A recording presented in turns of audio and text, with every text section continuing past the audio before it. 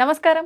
Welcome to I dream. ధర్మ మార్గం with Vijitha కార్యక్రమానికి స్వాగతం. ప్రస్తుతం మనతో పాటు ఉన్నారు ప్రముఖ ఆధ్యాత్మికవేత్త జ్యోతిష పండితులు జేఎస్ శాస్త్రి గారు. ఇప్పుడు వారితో మాట్లాడిద్దాం.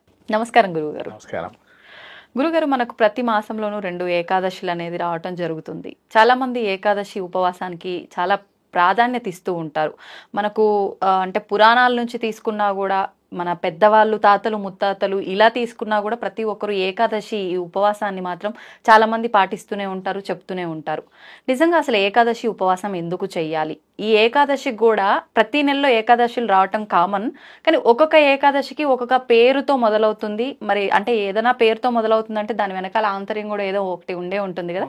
మరి ఈ వైశాఖ మాసంలో వచ్చే ఏకాదశి ఏ పేరుతో రాబోతోంది, దాని వెనకాల ఆంతర్యం ఏంటి, ఆ రోజున మనం ఉపవాసం ఏ రకంగా చేయాలి? శ్రీ గురుభ్యో నమ. శ్రీ మహాగణాధిపతి నమ. శ్రీ మహాసరస్వతి నమ. హరి ఓం శ్రీమాత్రి నమ. చాలా విశేషమైన ప్రశ్న అడిగారండి. ఏకాదశులు 2 ఉంటాయి. ప్రతి ఏకాదశికి ఒక్కొక్క పేరు ఉంటుందని. మనకి వైశాఖ మాసంలో వచ్చేటువంటి దానికి మోహిని ఏకాదశి అని పేరు. ఓకే. అంటే మనకి ఏకాదశులు ముఖ్యంగా చెప్పాలంటే ఒక కథ చెప్పుకోవాలి. ఈ ఏకాదశి అసలు ఎందుకు వచ్చింది, ఏ విధంగా వచ్చింది అనేది చెప్పుకుంటే తర్వాత మనము అసలు ఈ మోహిని ఏకాదశి గురించి చెప్పుకోవచ్చు. ముఖ్యంగా ఏంటంటే ఏకాదశి తిథి ఏ విధంగా వచ్చింది ఏంటంటే, పూర్వమున మూరుడు అనేటువంటి రాక్షసుని చంపడానికి విష్ణుమూర్తి అనేక రకాలుగా విపరీతంగా ప్రయత్నం చేస్తుంటాడు. ఎంతప్పటికీ విఫలమై వస్తూ ఉన్నారు. ఒకానొక సందర్భంలో మూరుడు అనే రాక్షసుని చంపడానికి సొమ్మసిల్లి పడిపోయాడు యుద్ధరంగంలో, అంటే రథంలోనే ఉన్నాడు. ఆ సమయంలో తన శ్వేతబిందువు కారటంతో శ్వేతబిందువు నుంచి ఉద్భవించినటువంటి కన్య మూరుడైనటువంటి రాక్షసుని చంపింది. చంపిన తర్వాత ఇంతలోగా విష్ణుమూర్తి మేలుకొని ఈ యొక్క కన్యను చూసి వెంటనే తండ్రికి నమస్కారం చేసి, ఎవరు ఈ కన్య ఎక్కడి నుంచి వచ్చావు ఏంటని విష్ణుమూర్తి అడుగుతాడు. అప్పుడు అడిగినప్పుడు ఆ కన్య, మీ యొక్క శ్వేతబిందుతోని నేను ఉద్భవించాను తండ్రి గారని సంబోధిస్తుంది. చెప్పి అప్పుడు మరి ఏం వరం కావాలో కోరుకో, ఇలా మూరుడు నేను రాక్షసుని చంపాను, స్త్రీ వల్ల నేను చంపానని చెప్పానంగానే సరే అని చెప్పి విష్ణుమూర్తి మరి ఏం వరం కావాలో కోరుకో అని అడుగుతాడు. అప్పుడు స్వామి, ఎల్లప్పుడూ నీ యొక్క అనుగ్రహం నాకు ఉంటే చాలు అని. అంటే ఏ విధంగా అంటే, మరి ఏదైనా కానీ మీ యొక్క ఆరాధన క్రమం ఉండాలి. ఆ తిథి రోజు కావచ్చు, ఆ రోజున కావచ్చు. అలా ఏదన్నా అంటే అప్పటి నుంచి ఏకాదశి తిథిగా ఆమెకు స్వీకారం చేసి ఆ కన్యకి ఏకాదశిగా మొదలుపెట్టి అక్కడి నుంచి ఏకాదశి వ్రతం ప్రారంభమైంది. అంటే ఆమె పేరుకు సంబంధించి ఏకాదశి తిథిగా పెట్టి అక్కడి నుంచి ఏకాదశి తిథి నుంచి మొదలుపెట్టింది. అక్కడి నుంచి ఆ రాక్షసు చంపినందుకు గాను కలియుగంలో ఎవరైనా కూడా ఏకాదశి వ్రతం చేస్తుండాలి.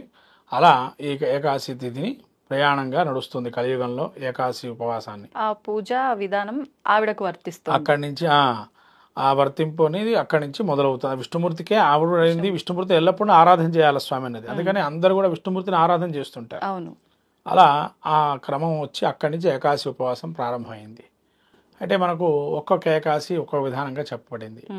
కొన్నేమో జలం లేకుండా ఉండాలని, కొన్నేమో పండ్లు ఏమైనా తీసుకోవచ్చు, కొన్ని తీసుకోకుండా ఉండాలని, కొన్ని పదార్థాలు తీసుకోవచ్చు, కొన్ని పదార్థాలు తీసుకోకూడదని.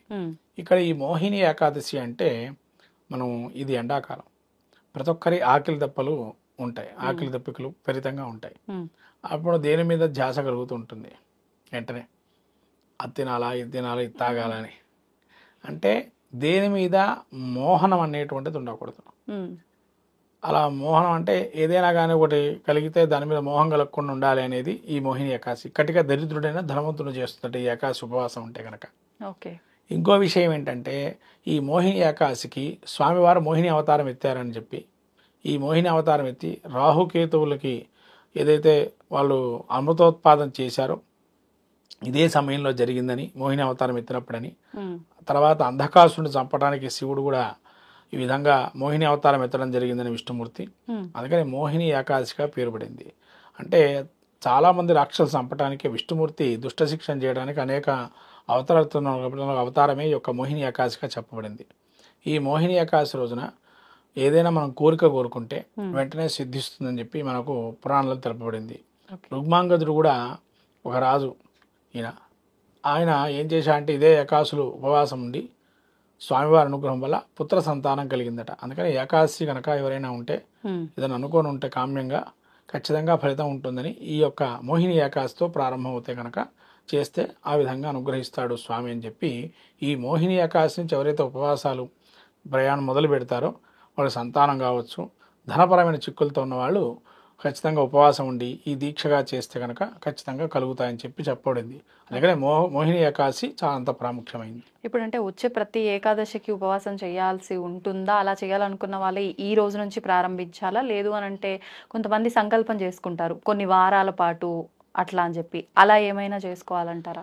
లేదండి, ఏకాదశి ఇక్కడి నుంచి కూడా ఇప్పుడు ఎవరైనా సంతానం లేదనుకోండి, లేదా మనకు ధనం అనేది కలగట్లేదు, అప్పుడు ఈ యొక్క ఏకాదశి నుంచి ప్రారంభం చేసుకోవాలి. ఇంకో విషయం ఏంటంటే ముఖ్యంగా ఈ ఏకాదశి దినాడు అన్నవర క్షేత్రంలో కళ్యాణోత్సవం జరుగుతుంది. ఏకాదశి నాడు స్వామివారు కళ్యాణం చేసిన ఫలితం కూడా కలుగుతుంది. ముఖ్యంగా పూర్వకాలం అంటే మన ఒక 8 ఏళ్ల క్రితమే మీరు చూసుకోండి, 8-10 ఏళ్ల క్రితం విపరీతంగా సత్యనారాయణ వ్రతం చేసుకునేటువంటి వారు ఏకాదశి వైశాఖ మాసంలో కూడా. ఇప్పుడు చాలా తగ్గిపోయింది, కానీ ఒకప్పుడు ఏకాదశి వ్రతం చేసుకునే వాళ్ళు చాలా విశేషంగా సత్యనారాయణ వ్రతాలు జరిగాయి వైశాఖ మాసంలో కూడా చాలా మంది. ఇప్పుడు కాలం కార్తీకంలో ఒక్కసారి చేసుకుంటున్నారు, కానీ వైశాఖంలో చాలా తక్కువ అయిపోయింది. మళ్ళీ మాఘమాసంలో కూడా తక్కువైపోయింది. ఒక కార్తీక మాసంలోనే వ్రతాలు చేయాలి, అందరు చేస్తారు అప్పుడే చేయాలని, కానీ వైశాఖంలో కూడా ఈ వ్రతాన్ని చేయొచ్చు, సత్యనారాయణ వ్రతాన్ని. అలా చేయడం వల్ల సంతాన ప్రాప్తి కానీ ధనవంతులు కానీ అవుతారు. అంటే కార్తీక మాసంలో కాకుండా మనం ఏ రోజైనా సత్యనారాయణ స్వామి వ్రతం చేయొచ్చు అంటే ఏకాదశి ఏదైనా తిథి చూసుకొని చేసుకోవచ్చా? అవును, ప్రతి ఏకాదశికి చేయమని చెప్పు ఉన్నది. ఏకాదశి, పౌర్ణమి, సంక్రమణ కాలంలో సత్యనారాయణ వ్రతం. అయితే ఈ వైశాఖము, కార్తీకము, మాఘమాసంలో కనుక వ్రతం చేస్తే, వైశాఖంలో చేస్తే కళ్యాణం చేసిన ఫలితమని, కార్తీకంలో చేస్తే అశ్వమేధయాగం చేసిన ఫలితమని, మాఘమాసంలో చేస్తే స్నానం, నదీ స్నానం, సముద్ర స్నానం చేసిన ఫలితం కలుగుతుందని. కాబట్టి ఏకాదశిలో వ్రతాలు చేయటం వల్ల ఇటువంటి మహత్తర ఫలితాలు కలిగి అటువంటి ఫలితాలు పుణ్యమైన ప్రదాలు మనం ఏర్కొని ధనవంతులు కావచ్చు, సంతానం కావచ్చు, అంచ ఉన్నతిలో ఉంటారు. సంతానం చాలా మంది ఏకాదశి ఉపవాసం చేసే వాళ్ళు ద్వాదశి రోజున కూడా కంటిన్యూ చేసి మరుసటి రోజు ముగించాలి అని చెప్తూ ఉంటారు కదా కొన్ని సందర్భాల్లో. అసలు ఏ రకంగా ముగించవచ్చు అంటారు ఈ ఉపవాసం ఆ రోజున మొదలు పెట్టింది? ఇక్కడ ఒక సాంప్రదాయాలు తీసుకోవాలమ్మా, ఎందుకంటే ఏకాదశి సాంప్రదాయాలు 3 రకాలు ఉన్నాయి ఇందులో కూడా. ఇదేంటంటే 3 రకాలు ఏంది, అసలు ఏకాదశి అంటే ఏదో ఇదొకటే కదా, ఇంత సాంప్రదాయాలు కూడా 3 ఉంటాయా అని అనుకోవచ్చు.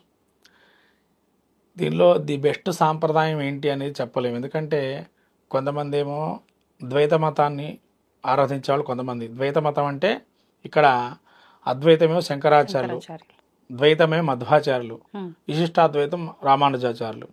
ఇక రామానుజాచార్యుల యొక్క వైష్ణవ సాంప్రదాయాలు చూస్తే కనుక ఏకాదశి, ద్వాదశి కూడుకున్న దాన్ని ఉపవాసంగా స్వీకారం చేయాలంటారు. మధ్వ సాంప్రదాయంలో ఏంటంటే ఏకాదశి ప్రారంభమైన ఆ గంట నుంచి మళ్ళీ ఏకాదశి ఏ టైం వరకు ఉంటుందో ఆ టైం వరకు ఏమీ తినకుండా ఉంటారు. తినకుండా ఉండి మళ్ళీ ద్వాదశి గడియలు అంటే కరెక్ట్గా 2:30 గడియలు అంటే 2:30 గంటల లోపల మళ్ళీ వాళ్ళు ఏదైనా తీర్థం తీసుకుంటారు. అదొక సాంప్రదాయం, మధ్వ సాంప్రదాయం. ఇక శైవ సాంప్రదాయంలో ఏంటంటే దశమితో ఉన్న ఏకాదశి తిథిని చేస్తారు, ద్వాదశితో ఉన్న తిథిని చెయ్యరు. దశమితో ఏకాదశి తిథి ఉంటే దాన్ని స్వీకారం చేస్తారు. కాబట్టి ఇక్కడ సాంప్రదాయ బద్ధాలు ఎవరైతే ఏ సాంప్రదాయం పాటిస్తున్నారో వాళ్ళు ఆ సాంప్రదాయంలో ఏకాదశిని పాటించడం ఉత్తమమైనటువంటి చెప్పని. ఎందుకంటే ఏమంటే మాకు మా దానిలో ఏకాదశి 10 గంటలకే ఉందండి, 12 గంటల వరకే ఉందండి అంటే ఇదంతా పక్కన పెట్టేయండి. మీరు శైవ సాంప్రదాయంలో ఉంటాయి, శైవ సాంప్రదాయం ఎన్నుకోండి. మీరు మధ్వ సాంప్రదాయంలో మధ్వ సాంప్రదాయం ఎన్నుకోండి, లేదా మీరు విశిష్టాద్వైతం వైష్ణవ సాంప్రదాయం ఎన్నుకోండి. అసలు ఇది ఎందుకండి మనకు ఇవన్నీ వద్దండి, ఏకాదశి తిథి స్టార్ట్ అయినట్టు అది మధ్వ సాంప్రదాయం తీసుకుంటారా, అదే శుభ్రంగా చేయండి. ఎందుకంటే మీకు చాలా ఉత్తమమైన మార్గం అదే నన్ను చెప్పాలంటే కూడా.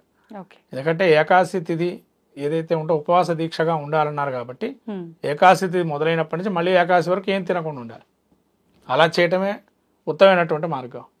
ఎందుకంటే మళ్ళీ ఉపవాసం ఈ రోజు ఉండి ఆ రోజు ఉండి మళ్ళీ మర్నాడు కూడా ఇంకా 2:30 గంటలు ద్వాదశి తిథి 2:30 గడియల లోపలనే మళ్ళీ స్వీకారం చేయాలి తీర్థం. ఎప్పుడో మళ్ళీ మీరు అన్నట్టుగా త్రయోదశి తిథి వచ్చిన తర్వాత వీళ్ళు భోజనం చేస్తే ఇంకా పారాయణం, ఆ యొక్క స్వయంపాక దానం కానీ, ఆ తీర్థం కానీ, ఆ భోజనం కానీ ఇంకా త్రయోదశి తిథికే పోతుంది. ఇంకో విచిత్రం ఏంటంటే ఏకాదశి తర్వాత ఉండేటువంటి ద్వాదశి తిథి 2 పూటల భోజనం చేయకుండా ఉండకూడదు. మళ్ళీ అలా ఉంటే ఈ ఉపవాస దీక్ష పోతుంది. అది సాంప్రదాయంలో చెప్పబడింది కూడా, ధర్మశాస్త్రంలో కూడా. 2 ఎంబడెంబడే ఉపవాస దీక్షలు పెట్టుకోకూడదు. అలా పెట్టుకుంటే ఒక ఉపవాస దీక్ష పోతుంది. అంటే మీరు ద్వాదశి తిథికి ఉపవాసం ఉన్న వాళ్ళు అవుతారు, ఏకాదశి తిథి ఉపవాసం లేని వాళ్ళు అవుతారు. Okay okay. అది మీరు గమనించాల్సిన విషయం ఇక్కడ. ఎందుకంటే ఎంబడెంబడే ఉపవాస దీక్షలు చేయకూడదు అన్నారు. ఓకే. మన ఉపవాసం తీసుకునేటప్పుడు కూడా 2 తిథులు ఎంబడెంబడే ఉపవాస దీక్ష ఉండకూడదు. ఏదైనా ఒకదాని మీదనే మనం బెస్ట్ గా. అంటే అది ఒక ఏకాదశి విషయంలోనే వర్తిస్తుందా, లేదంటే ఇప్పుడు మహాశివరాత్రి రోజు అందరం ఉపవాసం ఉంటాం, కొంతమంది వారాలను బట్టి కూడా ఉపవాసం ఉంటారు. ఫర్ ఎగ్జాంపుల్ మంగళవారం రోజు శివరాత్రి వచ్చింది అనుకోండి, సోమవారం రోజు ఉపవాసం ఉండే వాళ్ళు ఉంటారు.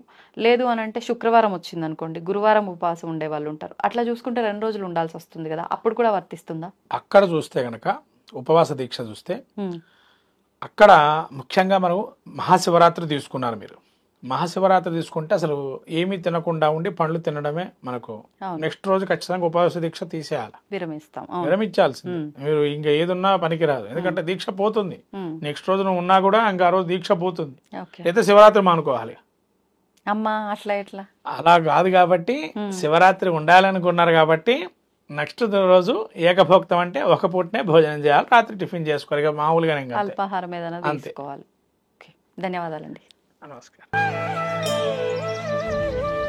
తవ్వండి, తవ్వుతూనే శివలింగం సరే దాన్ని అట్లా కప్పేసేయండి, చూపించదండి. మూర్తి పూజ కాదు, సాక్షాత్ బ్రజేంద్ర నందన భగవాన్ ఉన్నారు మూర్తులు. ఏమీ ఆశించకుండా ఆరాధించే వాళ్ళు కూడా ఉన్నారా ప్రభుజీ? నిజమైన భక్తి అంటే మనకు తెలియదు కాబట్టి